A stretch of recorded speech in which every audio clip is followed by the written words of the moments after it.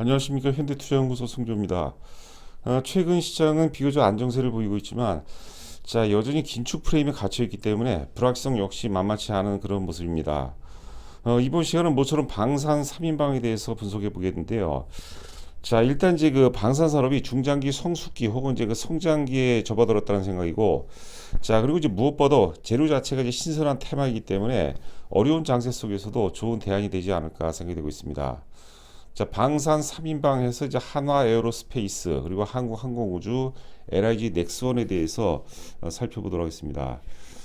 개인적인 생각이 아니고 사실 그 실제에 가깝죠. 건국 이래 우리나라 이제 방산 산업이 이다지도 크게 성장한 적이 없는 것 같습니다. 특히 이제 그 작년 말 이후에 K9 자주포라든가 뭐 천궁이라든가 해서 대략 한 4조 원 정도 이렇게 그 수출에 성공하는 그런 모습이었는데요. 그 계기로 제가 그 지난번에 그 모 프로그램에서 방위사업청 관계자 인터뷰 내용을 들어봤는데요.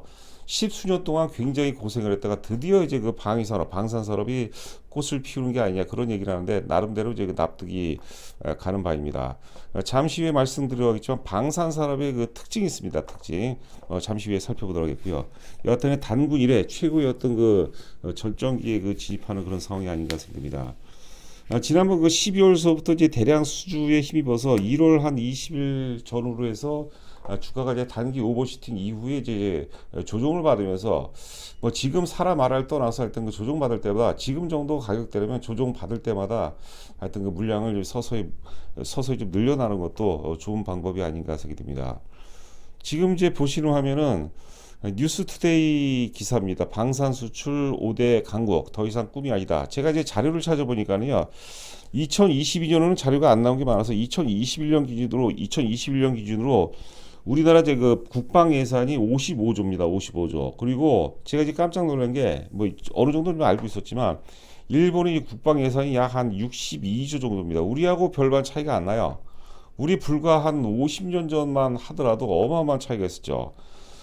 그리고 이제 러시아가 의외로 방위 예산이 굉장히 많습니다. 70조 정도. 그리고 중국은 세계 지금 세계 이제 그 넘버 2답게 국방 예산이 300조 다 하는데 지금 일본과 러시아에 비하면 우리나라도 뒤질 게 이제 없다고 이제 봐야 될 것 같아요. 기사 내용 보시면 올해 방산 수출이 150억 달러 설정, 무기 시장 6%에서 7% 점유율 확보를 예상한다는 게 대단한 거죠. 밑줄 친 부분 보시면 지난해 12월 호주의 K9 자주포 수출 1조 원에 이어서 지난 1월 아랍에미리트 연합의 역대 최대 규모로 중거리 유도무기 천궁2, 천궁2 수출이 이루어져 기염을 토했다. 이런 여운이 가시기 도전인 지난 1일 방위산업청은 이집트 K9 자주포 2조 원 수출을 발표했다. 그러니까 한 5조 원대 정도가 되겠네요. 불과 이제 7조 원 정도, 2개월, 3개월 만에 7조 원대의 수출 성장은 방산 수출 사상 전무후무한 거다. 근데 이게 일시적인 것이 아니라 기조적으로 좀 늘어날 가능성이 높다고 봐야 될 것 같아요. 그 내용은 이제 그 잠시 후에 또 설명을 드리도록 하겠습니다. 방위산업의 특징이 있습니다.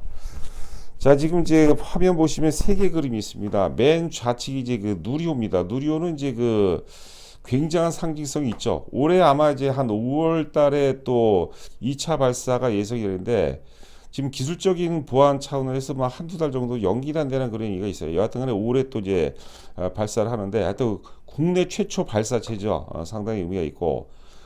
두 번째 그림이 천궁입니다. 천궁 그림이 되겠고, 이거는 이제 LIG 넥스원이 되겠죠. 그리고 맨 오른쪽은 이제 K9 자주포입니다. 아주 잘생겼습니다.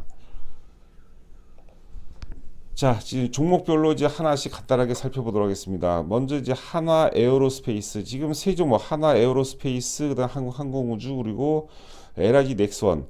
세 종목의 특징이 이제 물론 이제 같이 이제 그 동반 움직임을 보이는데 한화 에어로스페이스가 가장 이제 안정적인 움직임을 보이고 있어요. 시가총액도 높고 가격대도 지금 한 5만 원, 지금 한 4만 9천 원 정도 보이고 있는데요. 그런 안정성이 있고, 항공우주 같은 경우는 이제 국영기업이죠. 이거는 이제 그 수출입은행이 지분을 대략 한 25%인가 6% 정도 보유하고 있습니다. 그리고 LIG 넥스원은 좀 주가가 다이나믹하게 움직이죠. 오를 때는 가파르게 올라가고 또 내릴 때는 또 많이 빠지는 그런 특성이 있는데 그 특성을 이제 감안해서 매매하시기 바랍니다.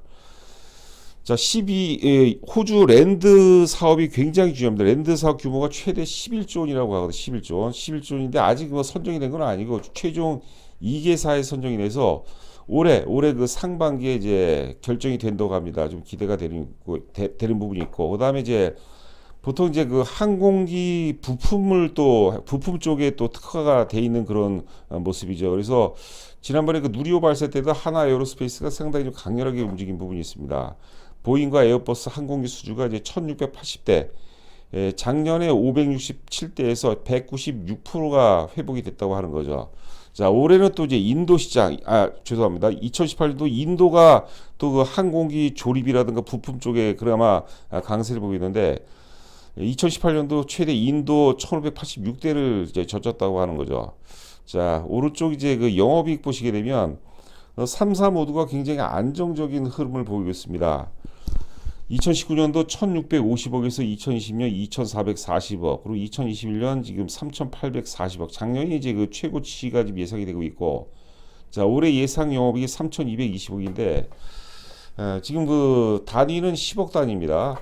지금 방산 산업의 특징이 있어요. 뭐냐면 이게 그 매출이 번번이 잘게해서 번번이 누적돼서 발생되는 게 아니라 앞서 뭐 2조 대, 3조 대 이런 그 대형제 계약이 체결되거든요. 그러니까 전망치를 뭐 매출액이라든가 영업이익을 전망하는 것은 좀 이제 어렵다고 보시면 될 것 같고, 여하튼간에 지금 성장주가 좀 지고 가치주라든가 가치주 철저히 실적에 근거한 장세가 이제 전개된다 보는데, 그 차원에서 본다면 방산 관련주들이 절대적인 대안은 아닐지라도 좋은 대안이 아닐까 생각됩니다.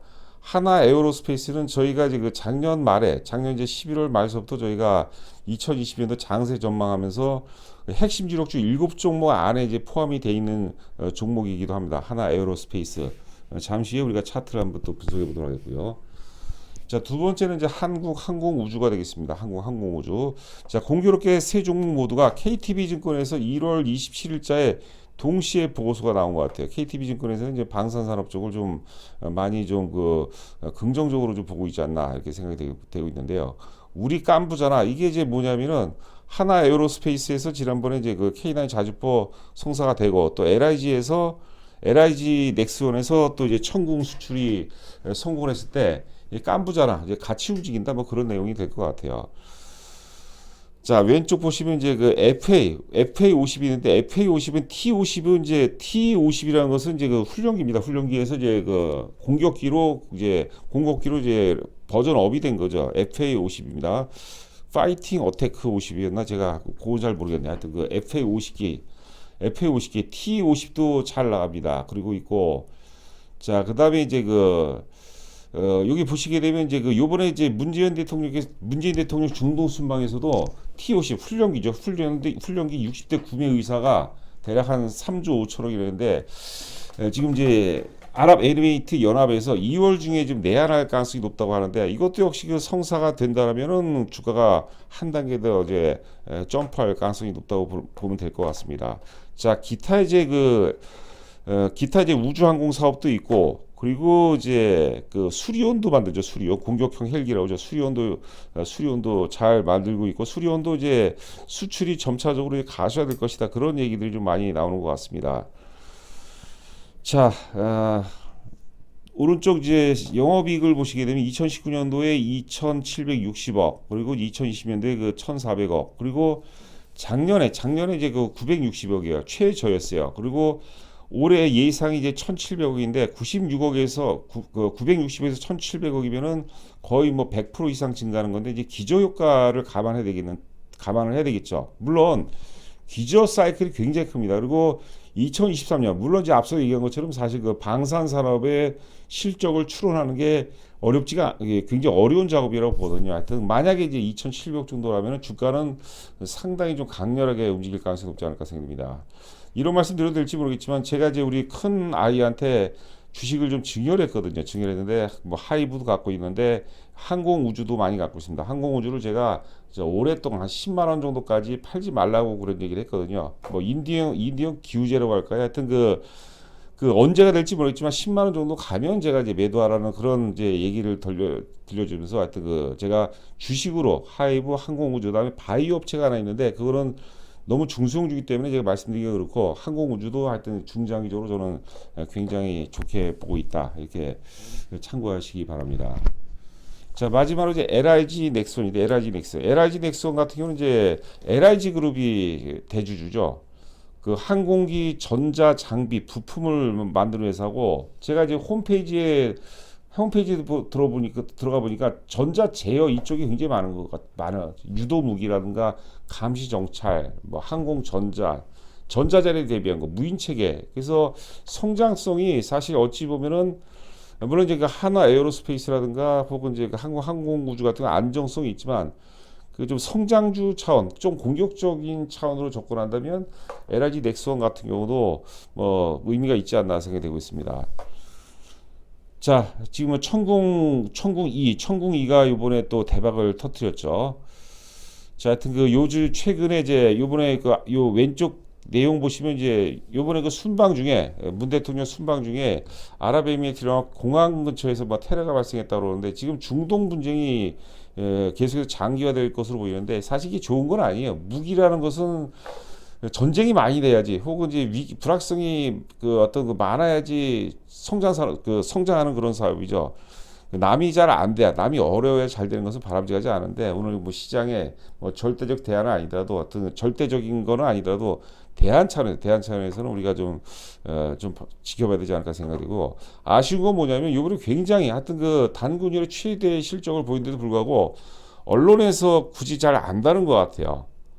그 보수 언론사 중에 하나가 또 그 이집트에서도 뭐 지금 대박이 나오는데 그 우리 뭐 여사님이죠. 여사님이 그 피라미드에 방문했다고 그런 걸 뭐 내용을 쓰는 것 같아요. 언론 환경도 굉장히 열악한 것 같습니다. 이런 것은 뭐 좀 대대적으로 홍보해서 좀 우리가 국격이 한 단계 더 점프되는 그런 어떤 뭐 기사거든요. 좀 아쉬운 점이 좀 많이 남는다는 생각입니다. 자, 영업이익 보시면 이제 2019년도 1,180억에서 2020년 640억, 그다음에 2021년 작년에 1,000억, 올해 예상 영업이익이 이제 1,480억, 뭐 2,300억. 하여튼 그 실적 증가율로 봐서는 그 실적 사이즈 자체가 좀 상대적으로 작으니까 작아서 그런 것도 있겠지만 증가율로 따지면 LIG 넥슨도 상당히 의미가 있지 않나 생각되고 지금 이제 잠시 후에 우리가 일봉 차트도 한번 보도록 하겠는데 지금 이제 현재 주가가 대략 한 62,000원대거든요. 62,000원대. 6만원대는 좀 잘 안 낄 것 같아요. 만약 6만원대 미만에 살 수 있다면 뭐 괜찮은 어떤 그 전략이 아닌가 생각이 되고 있습니다. 자, 지금 이제 보시는 차트는 이제 하나 에어로스페이스 장기 월봉 차트가 되겠습니다. 옛날 2010년도에 12만 원까지 갔었죠. 예전에 그 삼성 테크인이었죠. 삼성 테크인을 이제 한화에서 인수를 했던 거죠. 자, 월봉상 보면은 이제 많이 오른 건 아니죠. 뭐 하여튼 그 완전 바닥은 아니지만 바닥권 수준이다 이렇게 보시면 될 것 같고 차트 완성도도 괜찮습니다. 흐름이 좋죠. 중장기 차트 흐름은 굉장히 좋다 이렇게 보시면 될 것 같아요. 이런 차트들이 이렇게 많지가 않아요, 여러분들. 이게 이제 방산 이제 3인방 쪽에 이제 몰려 있는 것도 우리가 이제 보통 이제 기러기가 철새죠. 기러기가 이렇게 그 날아다닐 때 보면 V자로 이렇게 날아가지 않습니까? 옆으로. 그 이제 공기 저항을 피하기 위한 거죠. 혼자서 올라가기 굉장히 저항을 많이 받습니다. 우리 모난돌이 정 맞는다 그러죠. 그래서 원래 테마 업종이 혼자 오는 것보다 테마라든가 혹은 이제 뭐 업종 이런 식으로 이제 같이 어떤 기류를 형성해서 올라가면은 저항을 상대적으로 덜 받는 거죠. 그래서 하나 에어로스페이스, 뭐 항공우주, 그다음에 LIG LIG 넥스원 세 종목 모두가 차트 흐름이 굉장히 양호하다 이렇게 보시면 될 것 같고요. 자, 방산 산업의 세 가지 특징이 있습니다. 제가 나름대로 좀 고민해서 만들어 봤는데요. 방산산업은 그날의 국력을 상징하는 겁니다. 달러화가 사실 기축통화 역할을 하죠. 그 달러화가 이렇게 그 유지할 수 있는 뭐 여러 가지 요소가 있겠죠. 하지만 제일 중요한 것은 국력이에요. 그러니까 미군의 어떤 미군을 중심한 국방력이죠. 국방력이 달러를 바치고 미국 경제도 바치고 있다 이렇게 보시면 될 것 같아요. 자, 그 방산산업은 국력이다 이렇게 보시면 될 것 같고 그 국력에는 이제 기술력. 이 방위 산업에 보면 이제 첨단 기술들이 많이 통용되고 있습니다. 우리 그 보통 휴대폰 같은 경우도 모토로라가 1세대죠. 뭐 군사 그 방산 산업에서 먼저 무전기로부터 군사 산업에서 먼저 개발돼서 이제 쓰인 거라고 보는 거죠. 첨단 기술을 바탕으로 기술력이 있어야 되고 그다음에 또 자본이 있어야 되지. 자본 상당히 많은 자본이 들어갑니다. 그러니까 국가가 이제 개입되는 경우가 이제 많죠. 두 번째는 이제 방산산업, 방위산업의 특징은 장치산업 혹은 기관산업입니다. 우리가 반도체라든가 자동차, 그다음에 뭐 항공, 조선, 철강 이런 것처럼 장기간 투자가 이루어져야 돼요. 그래서 장치산업 혹은 기관산업이죠. 그렇기 때문에 새로운 시장 진입이 어려워요, 여러분들. 제가 이제 군 시절에 제가 1980년대 군 시절에 있었는데 그때 저는 이제 16을 썼거든요. M16이라고 그죠. 그게 다 이제 미군들이 쓰던 거죠. 월남전에서 우리가 월남전 참여해서 이제 갖고 왔다는 거죠. 불과 사실 한 30년 전만 하더라도 우리가 소총 하나를 제대로 못 만들었어요. 얼마 뭐 대단한 거죠. 괄목 상대할 만큼 하여튼 그 성장을 했다고 보시면 될 것 같고. 자, 세 번째는 이제 중장기 성장 산업입니다. 중장기 성장 산업. 그래서 우리가 예를 들어서 무기를 뭐 항공기를 팔았다, 뭐 탱크를 팔았다 이러잖아요. 그러면 최소한 10년에서 20년 이상 유지보수가 필요하고 유지보수. 계속 이제 소모품 부품들을 갈아줘야 되고 유지보수를 받아야 돼요. 사업 중에서 좋은 사업 중에 하나가 여러분들 유지보수 사업을 받는 게 제일 중요한 겁니다. 예를 들어 휴대폰 같은 게 유지보수가 안 들어가죠. 한번 팔면 그걸로 끝나죠. 통신업 같은 게 어때? 통신 가입하면 계속해서 그 통신을 쓰는 동안은 계속 그 유지보수하고 얘기 좀 틀리게. 여하튼 간에 이런 유지보수 사업이 들어가는 게 굉장히 좋습니다. 방산산업이 그래요. 그 지금 우리가 대체적인 무기 수입의 절대 부분을 미국에 의존하죠. 유럽도 좋고 뭐 러시아도 좋고 뭐 중국 거는 모르겠는데 여하튼간에 좋지만 이게 사실 보안 문제라든가 유지 보수 때문에 못 하는 거예요. 그래서 중장기 성장 사업이다 이렇게 보시면 될 것 같습니다. 자, 항공우주입니다. 이게 역시 월봉 차트가 되는데 지금 보면은 지금 36,000원대입니다. 36,000원대인데 이게 10년 전 주가 수지. 10년 전 주가보다 좀 못해요, 지금. 10년 전에도 고점이 4만 원대거든요. 그 주가는 뭐 완전 바닥권이라고 봐야 되겠고. 제가 이제 증여를 하면서 이제 10만 원대 팔아라. 우리 아드님한테 제가 그런 얘기를 남겨놨는데 하여튼 그 10만 원 정도까지 올라갈 수 있는 충분한 어떤 그 파동이 되지 않을까 생각되고 있습니다. 그리고 오프닝 때도 말씀드렸죠. 워낙 지금 대내외적인 시장 불확실성이 큰데 그 안에서는 사실 좀 의미가 있지 않나. 자, 좀 확대해서 가면 사실 지금 우크라이나 쪽, 크림반도 쪽에서도 분위기가 좀 심상치 않은데 그런 것들의 수혜죠. 그러니까 사실 바람직한 건 아니죠. 이런 것들이. 자, LIG 넥스원이 이제 2015년도에 상장이 되는데 당시에 이제 13만 원 이후에 15,000까지 빠졌다가 지금 서서히 지금 주가가 회복되는 그런 모습을 보이겠습니다. 월봉이죠. 월봉상 이제 잠깐 이제 한 오버슈팅이 좀 나왔다고 볼 수도 있겠는데 아직까지 세 종목의 흐름을 같이 봐야 돼. 같이 이제 움직일 가능성이 높다고 이제 보시면 될 것 같습니다. 자, 저희 현대투자연구소 회원 가입 관련해서 관심 있는 분들 읽어보시고 입금하시고 가입자 성명을 전화로 문자로 보내주시면 되겠습니다. 그리고 제가 일봉 차트 캡처를 좀 잡아서 보여드렸어야 되는데 주가 등락이 워낙 크기 때문에 일봉은 또 다음 기회가 되면 다음에 볼 수 있도록 하겠고 일단 월봉 보시고 일봉 여러분들 확인해 보시기 바랍니다. 일봉 확인해 보시게 되면 단기적으로 올랐다가 또 충분히 빠졌기 때문에 좀 물리더라 조금씩 빠질 때마다 물량을 좀 모아나간다 뭐 그런 전략이 바람직하지 않을까 생각됩니다. 자, 남은 시간도 건승하시기 바랍니다. 감사합니다.